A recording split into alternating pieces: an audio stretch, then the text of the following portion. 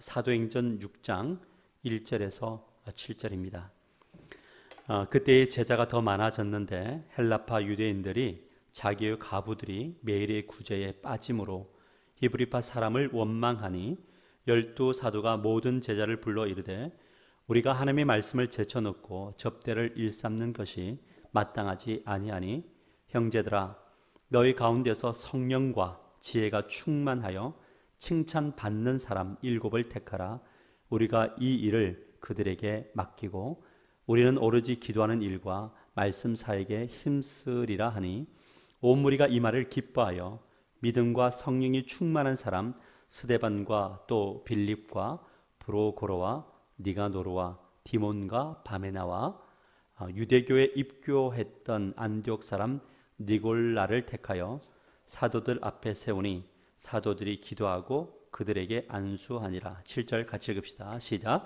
하나님의 말씀이 점점 왕성하여 예루살렘에 있는 제자의 수가 더 심히 많아지고 허다한 제사장의 무리도 이 도에 복종하니라. 아멘. 우리 옆 사람과 함께 우리 가족들과 함께 인사 하나 나눕시다. 하나님은 당신과 함께 하고 계십니다. 아멘입니다. 이번 주간에 가끔 하늘을 쳐다보았습니다. 어느 날은 구름 한 점 없는 날도 있었습니다. 참 아름답다라는 생각을 가지게 되었습니다. 몸으로는 피부로는 봄의 기운을 느낄 수 있었습니다.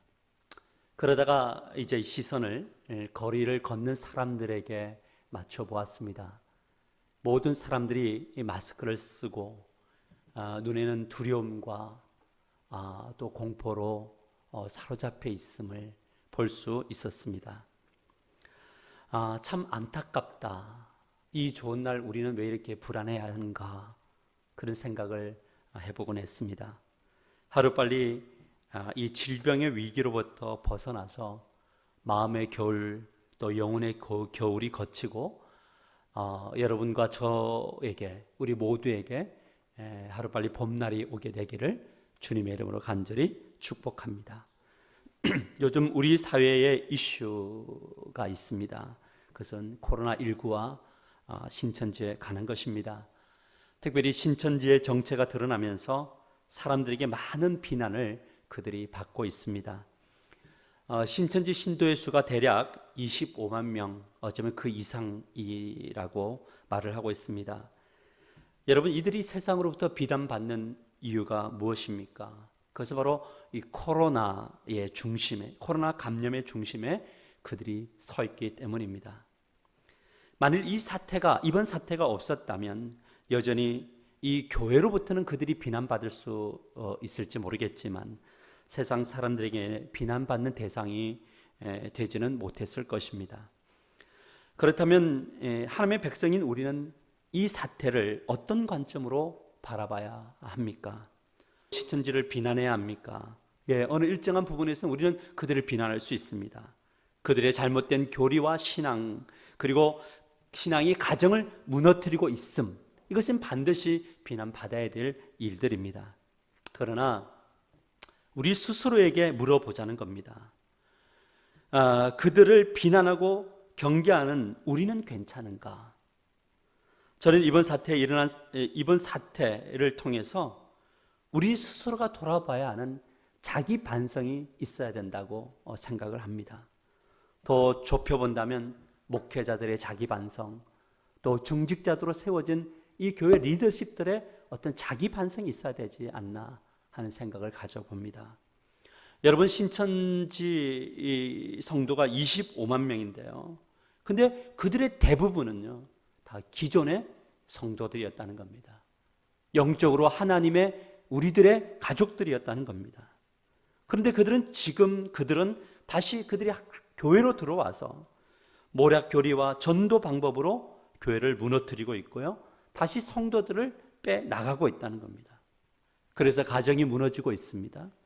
교회가 무너지고 있습니다. 왜 이런 현상이 일어나고 있습니까? 이유는 간단합니다. 민족교회가 성도들에게 하나님의 말씀을 제대로 가르치지 않았기 때문입니다. 말씀을 제대로 배우고 싶은데 일꾼 만드는 일에 힘썼음의 결과인 거죠. 여기서 말하는 일꾼은 하나님 나라를 위한 것이 아니라 교회용 일꾼을 만드는 일에 힘썼기 때문인 거죠. 분명히 일꾼입니다. 분명히 지도자로 세웠습니다. 그런데 그들 안에 말씀이 없어요. 하나님의 통치가 없다는 이야기입니다. 지난주에 전도사 때 섬겼던 성도님과 함께 통화를 하게 되었습니다. 남편과 함께 서울에 있는 큰 교회를 섬기고 있습니다.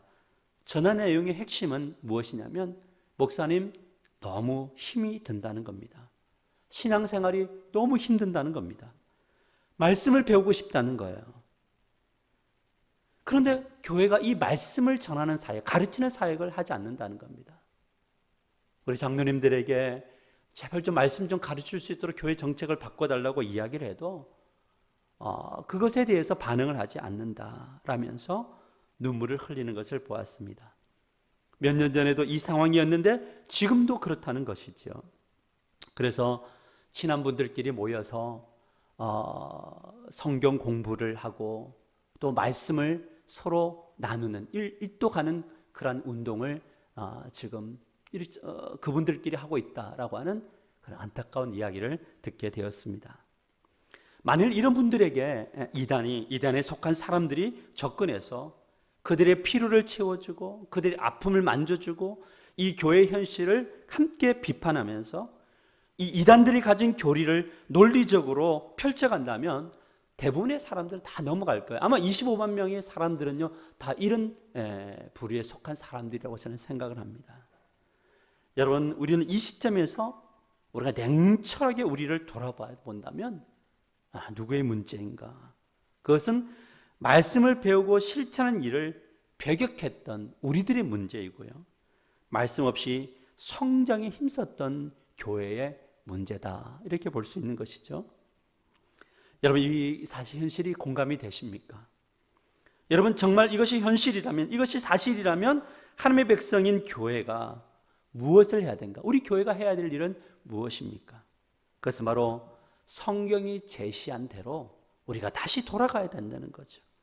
교회가 본질로 돌아가야 돼. Back to the basic. 다시 기초로 돌아가서 그 말씀을 실현한다면 이 환난은, 이 어려움들은 아마 극복될 것입니다. 사랑하는 성도 여러분, 이것을 알아야 됩니다. 교회의 회복이 일어나야 세상이 회복된다는 사실을 믿으시기를 바랍니다. 작금의 현실을 보십시오. 참된 교회가, 진짜 교회가 본질을 추구하지 않으니 거짓 교회들이 부흥하여 가정과 교회 그리고 사회를 어렵게 만들고 혼란을 겪게 만드는 것을 보게 됩니다. 얼마 전에 신천지 이만희 총회장이라는 사람이 나와서 성명서를 발표하고 사과하고 절을 할 때 그때 그 주변에서 절규했던 부모들의 목소리를 들으십니까? 가출했던 우리 자녀들을 돌아달라고, 그 자녀들을 우리에게 다시 돌려보내달라고 애원하며 목소리를 냈던 그들의 부모들, 여러분 얼마나 안타까운 일입니까? 여러분, 우리가 배운 바 하나님 나라의 원리가 무엇입니까? 구원받은 하나님의 백성이 하나님의 말씀, 주권에 순종할 때에 땅의 회복이 일어난다는 거예요. 성도들이 변하고 가정이 변하고 교회가 변하고 세상이 변한다는 겁니다. 물론 부분적이기는 하겠지만요, 반드시 주권에 순종하는 그곳에는 땅의 회복이 일어난다는 것이 바로 성경의 이야기입니다. 이단처럼 처음만 사랑으로 다가섰다가 그 다음에는 그들의 영혼과 삶을 죽이는 것은 성경이 말하는 복음일 수 없다는 겁니다.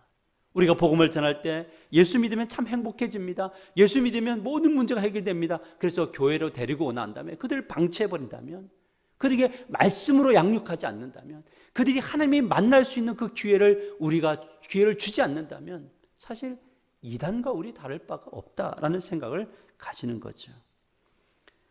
처음과 과정 그리고 결말이 아름답게 만드는 것, 그것이 바로 하나님 나라의 복음이고 그것이 우리 모두가 추구해야 될 복음임을 믿으시기를 바랍니다. 이 하나님 나라의 복음을 신앙과 삶의 일치로 보여주는 곳이 바로 교회인 것이죠. 오늘은 우리가 속해 있는 교회가 어떤 모습으로 세워지고 성장해야 되는지 그 부분을 함께 살펴보려고 합니다. 이 부분을 돌아봄이 중요함은 이 땅의 회복이 여러분의 가정의 회복이, 여러분의 회복이, 이 세상의 회복이 교회의 건강함과 깊은 연관이 있기 때문에 이 부분을 잘 배워야 된다는 것입니다. 그래서 오늘 말씀의 제목이 무엇이냐면 땅의 회복을 위해 교회가 갖추어야 될 두 가지입니다. 우리 같이 한번 읽어봅시다. 시작. 땅의 회복을 위해 교회가 갖추어야 할 두 가지. 오늘 본문 1절 말씀을 우리 함께 읽어보십시다. 시작. 그때의 제자가 더 많아졌는데. 이것을 보면 초대교회가 지속적으로 성장하고 있음을 보여주고 있습니다. 여러분, 생명력이 있는 곳에는 반드시 자람과 성장함이 있기 마련인 것이죠. 그러나 우리가 주목해야 될 부분은 단순히 성도들이 많아진 이 초대형 교회, 메가처치가 되었던 것이 아니라 제자들이 많은 큰 교회로 성장했다라는 겁니다. 예수님을 닮아가려고 하는 성도들이 그 교회 안에 많았다라는 것을 강조하고 있는 거죠. 건강한 교회로 부흥하는 우리 하나교회가 되기를 주님의 이름으로 간절히 축복합니다. 목사로서 대목입니다. 대부분의 목사님들이 꿈꾸는 것이 무엇입니까? 교회가 성장하는 건데요. 근데 그냥 성장하는 것이 아니라 건강하게 성장하는 것이죠. 그러나 이것은 목회자만의 꿈은 아니고 성도들도 가지는 꿈인 것 같아요. 그런데 흥미로운 부분은 교회가 성장하면서 또 제자들이 모인 교회였음에도 불구하고 시끄러워졌다, 문제가 발생했다라는 겁니다. 우리 1절을 다시 한 번 더 크게 한 목소리를 읽읍시다. 시작. 그때에 제자가 더 많아졌는데 헬라파 유대인들이 자기의 과부들이 매일의 구제에 빠짐으로 히브리파 사람을 원망하니. 지금 초대교회에 어떤 일이 벌어지고 있습니까? 헬라파 유대인들 그리고 히브리파 유대인들이 서로 대항하며 원망, 즉 컴플레인을 걸고 있는 것입니다. 그래서 오늘 성경을 보면 헬라파, 유대파, 무슨 말입니까? 파당이 갈라졌다, 형성되었다라는 거죠. 그것도 과부들을 돕는 문제, 매일의 구제 문제, 즉 선한 일을 가지고요 분열되는 겁니다. 여러분, 교회가 시험이 들려면 나쁜 일 가지고 이렇게 벌어지는 것이 아니라 선한 일을 가지고도요 충분히 파당이 나눠줄 수 있다라는 것을 우리는 기억해야 됩니다. 언뜻 보면 이해가 되지 않습니다. 제자들이 모인 교회입니다. 그리고 선한 일입니다. 어떻게 이런 문제로 시끄러질 수 있는가? 그러나 여러분, 이것이 우리가 살아가는 인생사의 어떤 현실적인 문제더라고요. 여러분, 주님이 오시는 그날까지 이 현실적인 문제는 아마 순조롭게 해결되지는 않을 것입니다. 교회가 커져갈수록 시끄러워질 것입니다. 여러분, 이 교회가 때로는 시끄러운 거 너무 이상하게 생각할 필요는 없습니다. 다만 우리가 힘써야 될 것은 좀 더 온전한 교회, 좀 더 성경적인 교회로 나아가려고 하는 노력, 힘씀, 이것이 있는 거죠. 그래서 많은 목회자들이 이런 이야기를 합니다. 150명, 성도들이 150명이 모일 때가 가장 재미있다라는 말을 합니다. 그러나 중요한 것은 교회가 재미있다로 끝나는 것이 아니라 그것보다 더 중요한 것은 교회가 한 명이 있든 10명이 있든 1000명이 모이든 뭐냐면 성경에 가까운 교회인가, 그렇게 세워지고 있는 것인가, 이것을 우리는 주목해야 합니다. 왜냐하면 그렇게 되어야 하나님 나라가 우리를 통해서 우리에게 주신 땅에 실현되기 때문에 그렇습니다. 여러분, 그렇다면 성경에 가까운 교회가 되기 위해서, 성경적 교회가 되기 위해서 필요한 것은 무엇입니까? 오늘 본문의 범위로 좁혀본다면 두 가지로 말하고 있습니다. 첫 번째는 목회자가 말씀과 기도에 전무하는 교회가 되어야 한다. 같이 한번 읽어볼까요? 시작. 목회자가 말씀과 기도에 전무하는 교회가 되어야 한다. 우리 본문 2절에서 4절을 우리 함께 읽어봅시다. 시작. 12사도가 모든 제자를 불러 이르되 우리가 하나님의 말씀을 제쳐놓고 접대를 일삼는 것이 마땅하지 아니하니 우리는 오로지 기도하는 일과 말씀 사역에 힘쓰리라 하니 온 무리가 이 말을 기뻐하여. 여러분, 이것을 보면 12사도들이 모든 제자들을, 성도들을 모은 후에 이 사도들이 결정한 내용을 전합니다. 내용이 무엇이냐면 그것은 사도들에게 있어서 가장 중요한 사역은 하나님의 말씀을 전하는 것, 연구하고 전하는 것이고, 또 두 번째는 기도하는 일에 힘쓰는 것이다 라는 것이죠. 그동안 사도들이 집중했던 것은 무엇이냐면 과부들을 매일매일 구제하는 일에 온 힘을 쏟았다라는 것입니다. 그렇게 하다 보니까 뭐가 약화되냐면 말씀과 기도가 약화된 것이죠. 여러분, 그렇다면 이 사역이 왜 중요한가? 여러분, 말씀과 기도하는 사역이 왜 중요한가? 그러면 구제하는 일, 성도들의 필요를 채우는 일은 중요하지 않는가? 그렇지 않습니다. 이 성도들을 돌아보는 일도 선한 일이고 이 섬기는 일도 너무나 귀한 일입니다. 하지만 사도들의 핵심 사역은 아니었다는 것입니다.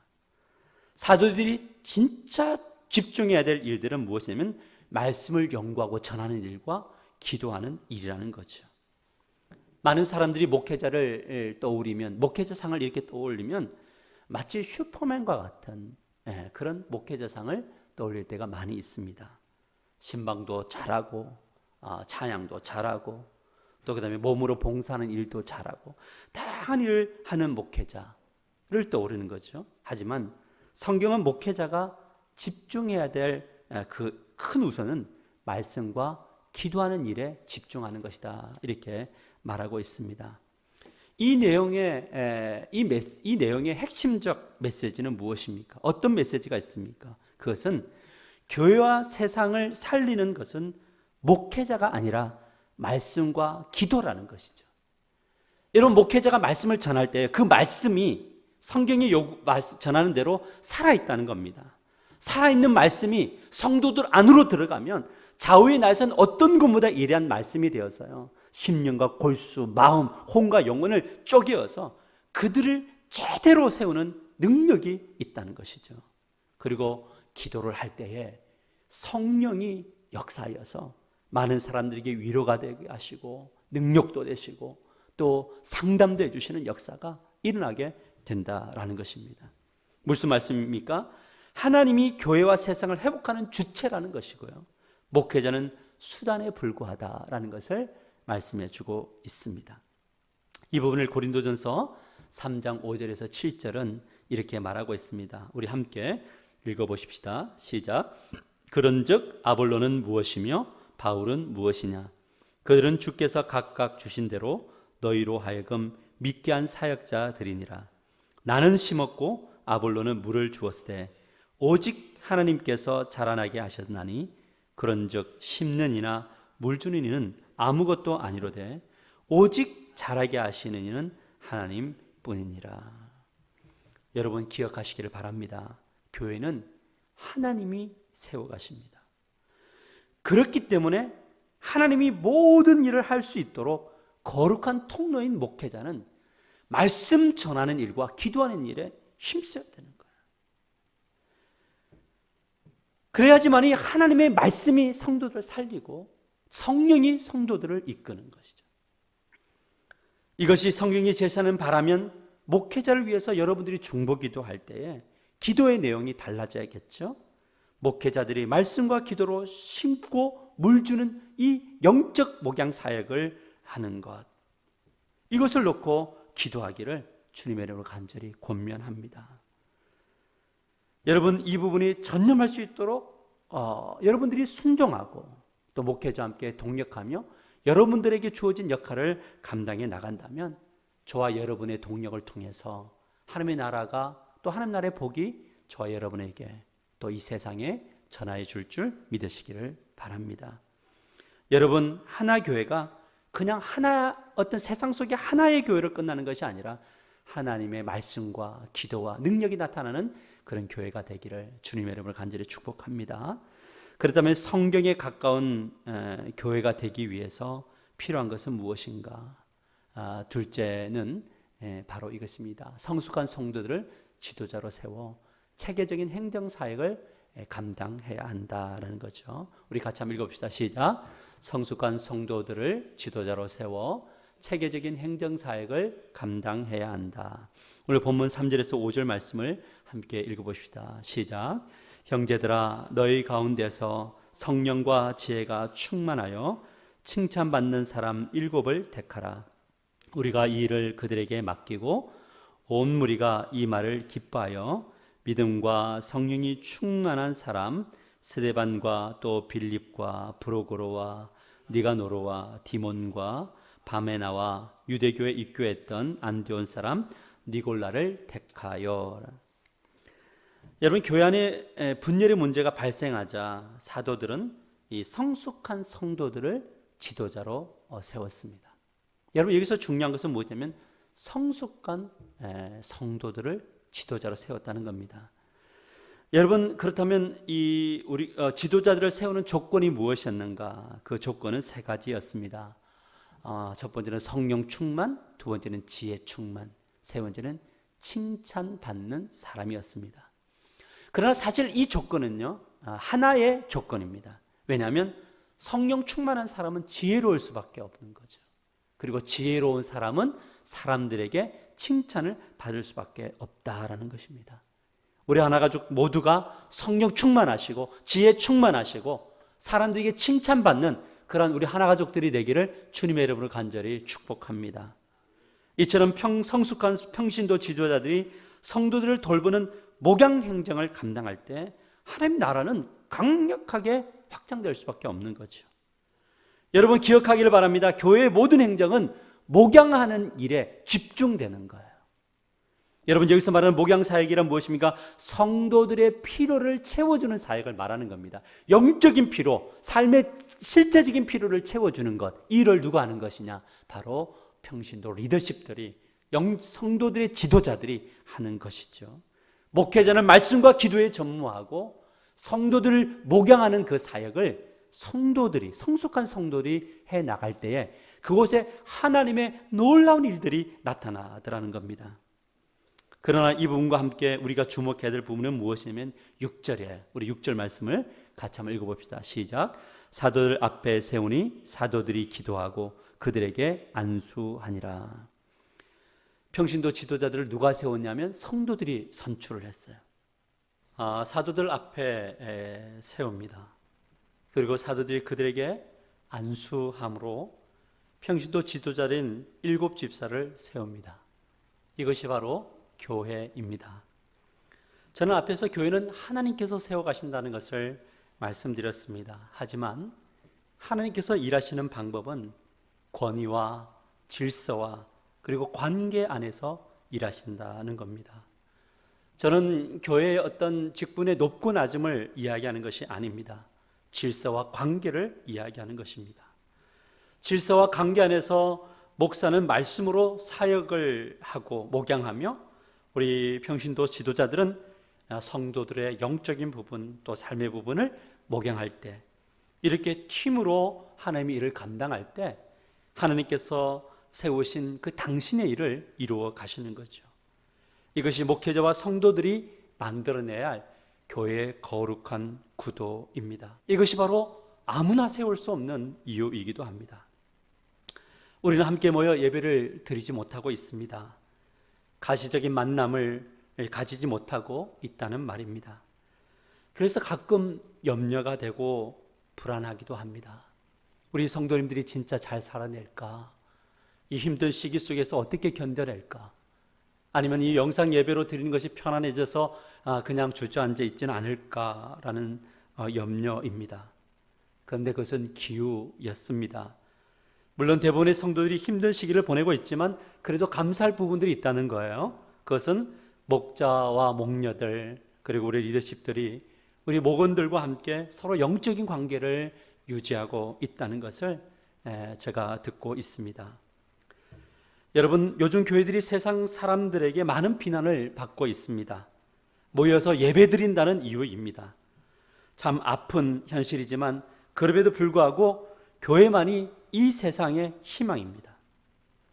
이 부분을 마태복음 5장 13절에서 16절은 이렇게 말씀하고 있습니다. 제가 읽습니다. 너희는 세상의 소금이니 소금이 만일 그 맛을 잃으면 무엇으로 짜게 하리요? 후에도 아무 쓸데없어 다만 밖에 버려져 사람에게 밟힐 뿐이니라. 너희는 세상의 빛이라. 산 위에 있는 동네가 숨겨지지 못할 것이요 사람이 등불을 켜서 말 아래 두지 아니하고 등경 위에 두나니 이러므로 집안 모든 사람에게 비치느니라. 함께 읽읍시다. 이같이 너희 빛이 사람 앞에 비치게 하여 그들로 너희 착한 행실을 보고 하늘에 계신 너희 아버지께 영광을 돌리게 하라. 여러분 기억하기를 바랍니다. 하나님은 세상의 소금과 빛인 우리를 통해서 이 세상을 회복시켜 나가기를 원하신다라는 거죠. 빛과 소금의 삶이란 어떤 것입니까? 우리가 마태복음 강의에서 배운 바처럼 착한 행실입니다. 착한 행실을 통해서 하나님 나라의 복음의 맛과 빛을 드러내는 것이 바로 소금과 빛으로서의 삶을 살아내는 것입니다. 우리는 그동안 사도행전을 통해서 이 부분을 함께 배웠습니다.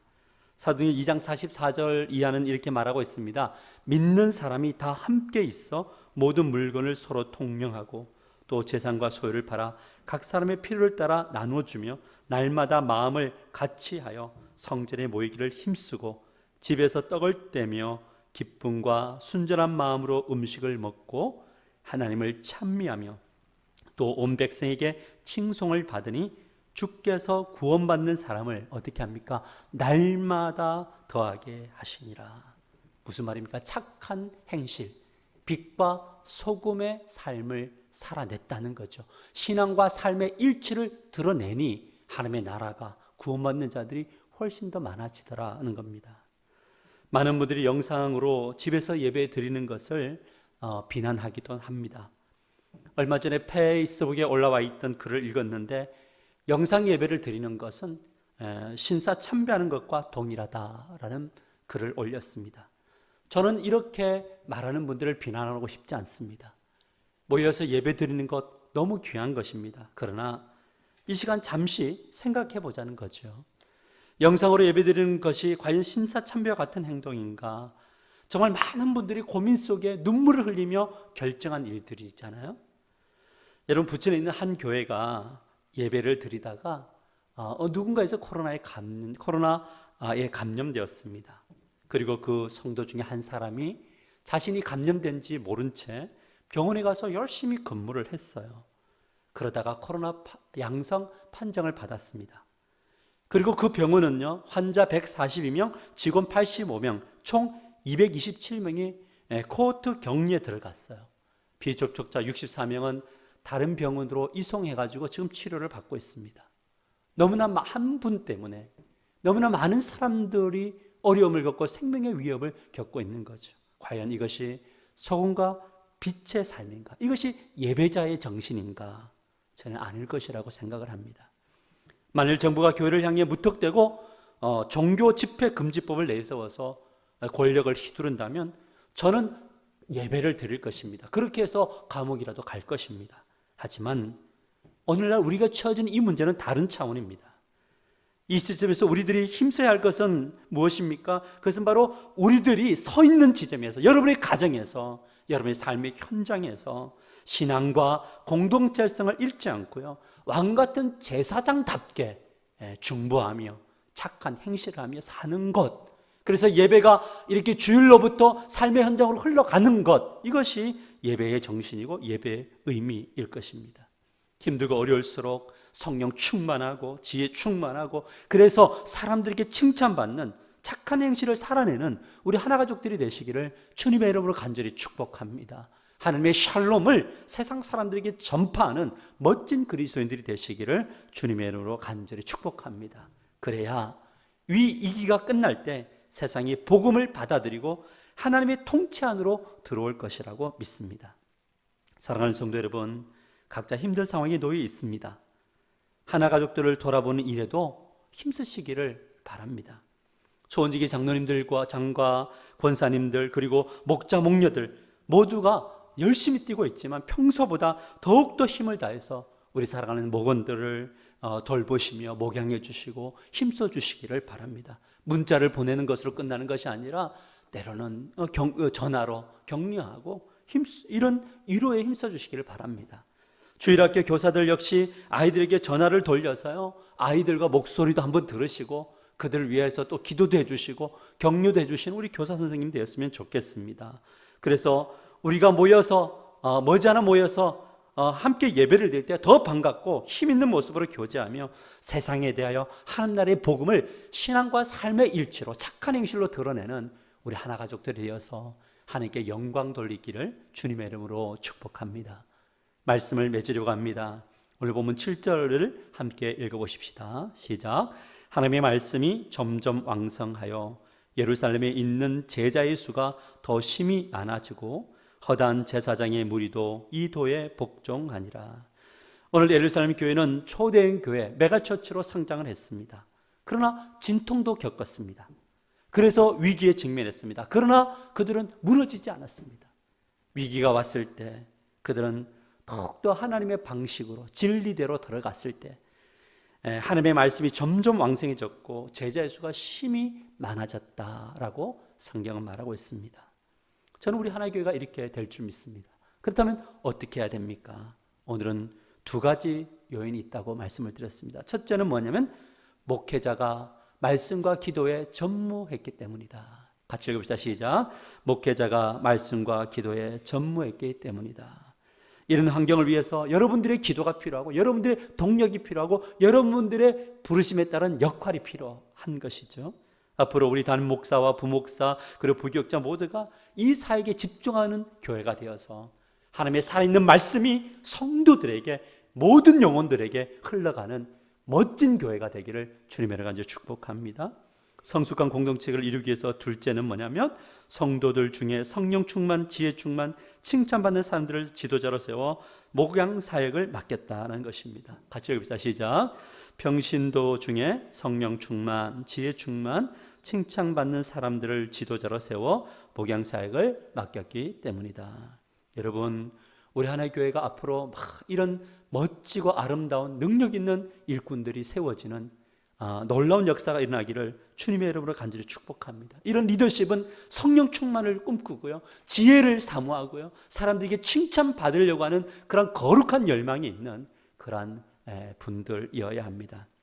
이처럼 목회자와 성도가 한 팀이 된다면 우리 하나교회를 통해서 하나님의 말씀이 점점 왕성하여질 것입니다. 제자들의 수가 심히 많은 교회로 성장하게 될 것입니다. 그리고 세상이 우리 교회를 통해서 회복되는 역사가 일어나게 될 줄 믿습니다. 사랑하는 성도 여러분, 위기는 기회입니다. 이 위기를 하나님 나라의 확장을 위한 선한 기회로 바꾸는 저와 여러분이 되기를 축복합니다. 그러기 위해서 이 한 주간 동안도 영성 수첩 붙들고요, 말씀 꼭 읽으시고 하나님 주신 은혜를 깨달으시고 또한 하루의 삶을 돌아보면서 주신 은혜와 감사를 발견하고 그것을 붙들고 기도하십시오. 가정을 위해서, 교회를 위해서, 또 이 나라와 민족, 세계 열방, 직장을 위해서, 사업을 위해서 기도하십시오. 하나님의 놀라운 역사가 나타날 줄 믿습니다. 기도하겠습니다.